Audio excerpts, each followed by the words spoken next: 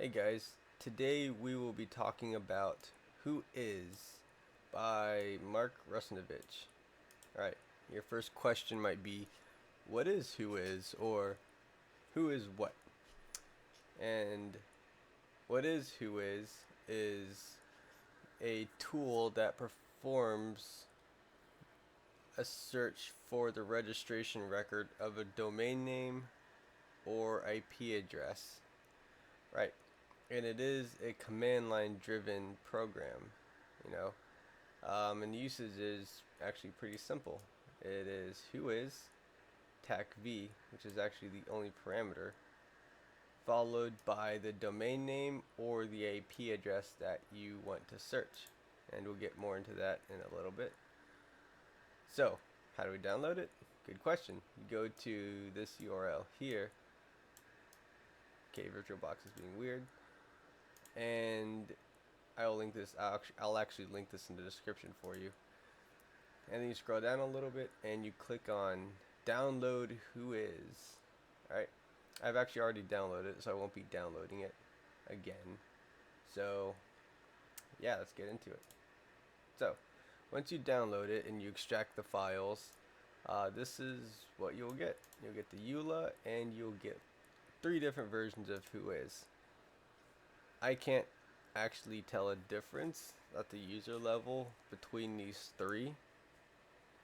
But they all do pretty much the same thing, so just take your pick. Alright, so you can't actually click these to launch these, right? Because that happens. It just disappeared. So you actually have to launch them from the command line. So first thing we'll do is we'll open command prompt and we'll move to the directory that this file is in. You can just ignore that warning because this is a virtual box. And we'll right click the program which you want to run. You go to properties and we'll copy this location, copy the whole thing now. Control C, back to command line, and Control V. Right. And now we are ready to use WhoIs.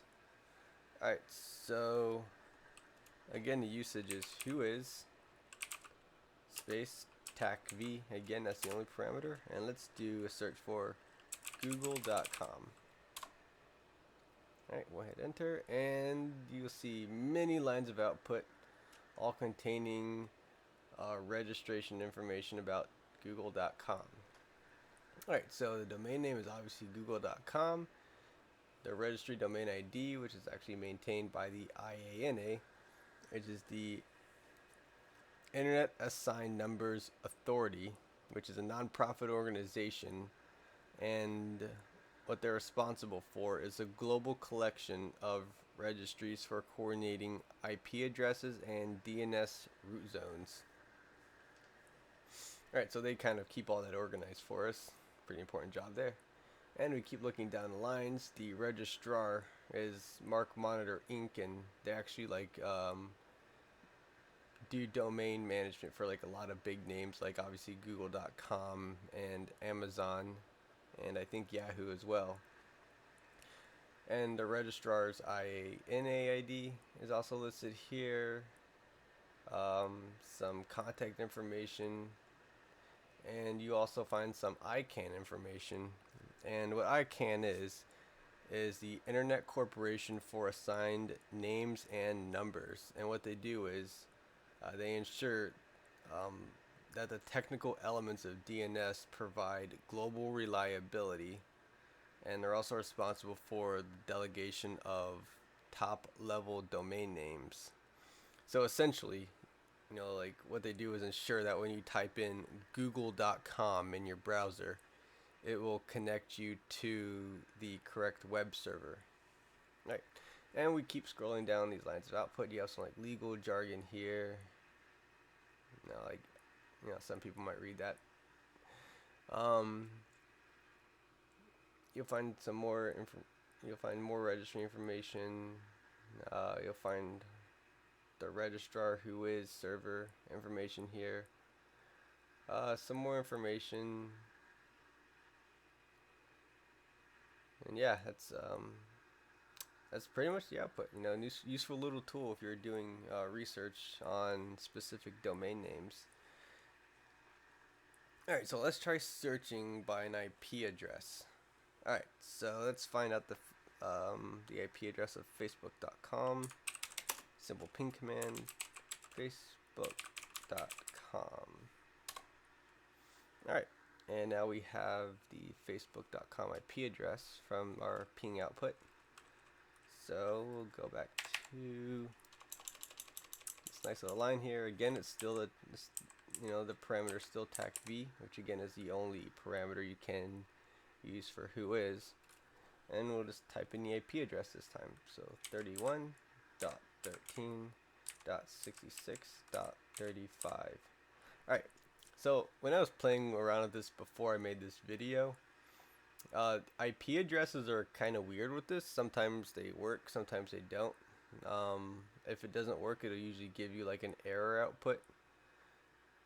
So we'll see what happens. So let's execute this. And it looks like it worked.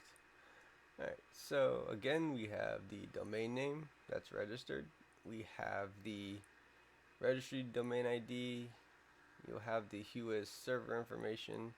And this time the registrar is not Arc Monitor, it's registrar safe. You'll see some more information here. Update the last, like the last date the registry is updated, its creation date, which was in 1997. Seems like a long time ago from now.